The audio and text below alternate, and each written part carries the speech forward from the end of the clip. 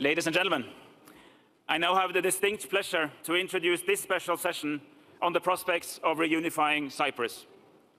Divided for generations, last year brought fresh hope, principally driven by the trust, will and leadership shown by the two gentlemen you are now about to meet. His Excellency, Mr. Nikos Anastasiadis, His Excellency, Mr. Mustafa Akıncı.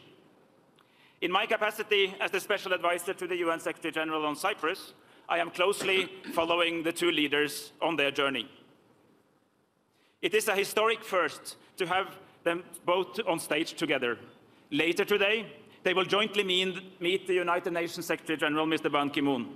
In this panel, as is in the case in the UN-facilitated talks, they have agreed to act in their capacities of leaders of the two communities, the Greek Cypriot community and the Turkish Cypriot community in Cyprus.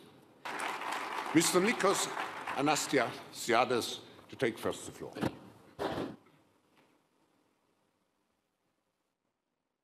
It is not, I do believe, a coincidence that this session follows a discussion on the future of Europe, since the history of Europe and of the European Union teaches us many valuable lessons.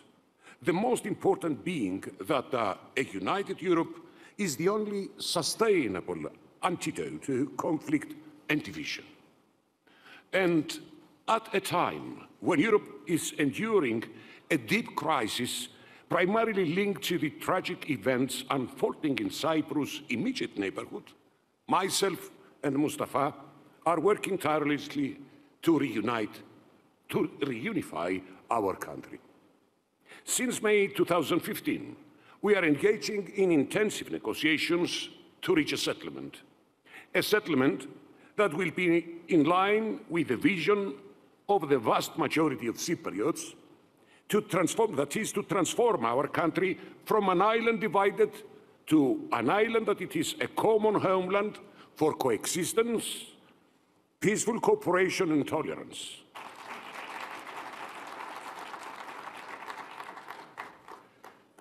Thank you, Mr. Anastasiadis. May I now call on Mr. Akıncı.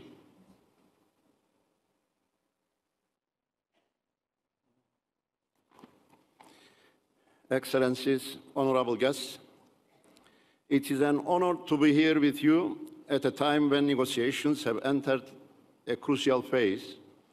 And first of all, I wish to thank Mr. Schwab and Mr. Ayde for making this possible.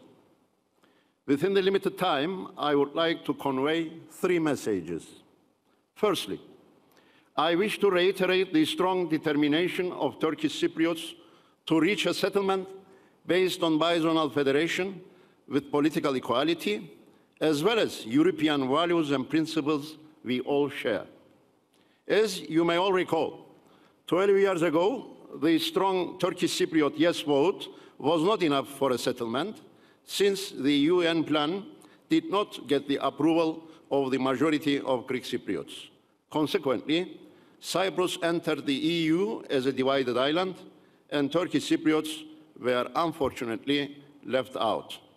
This time, as the two leaders which belong to the same generation, we are working tirelessly to achieve a mutually acceptable solution, and we are aware that this is the last trial for uniting our island. Secondly, I strongly believe that settlement shall not only benefit the two communities, but it will also improve the relations between all relevant actors, including EU, Turkey, Greece, and the future United Cyprus. With this solution, the newly found hydrocarbon resources in the Eastern Mediterranean will act as a source of peace, stability, and cooperation rather than conflict and tension. United Cyprus will be able to serve as a hub for pipelines transferring natural gas to the European Union through Cyprus and Turkey, which seems to be the most feasible route.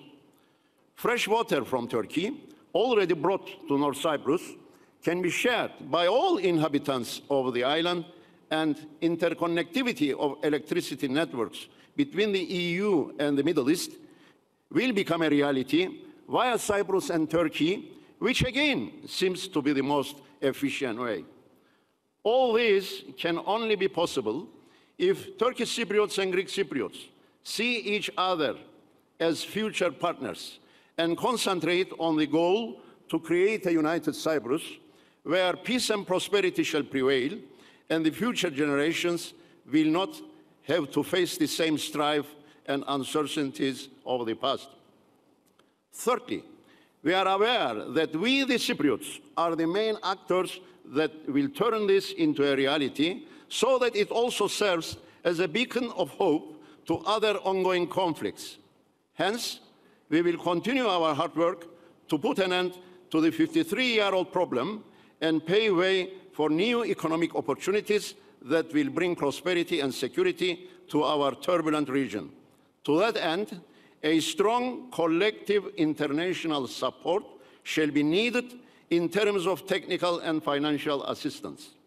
In concluding, besides working for the solution of the Cyprus problem, I wish to express the urgent need to work together to create a better world and to make 2016 the year marked by not only a Cyprus agreement, but by better cooperation and effective action against any kind of human sufferings on our planet. Thank you for your attention.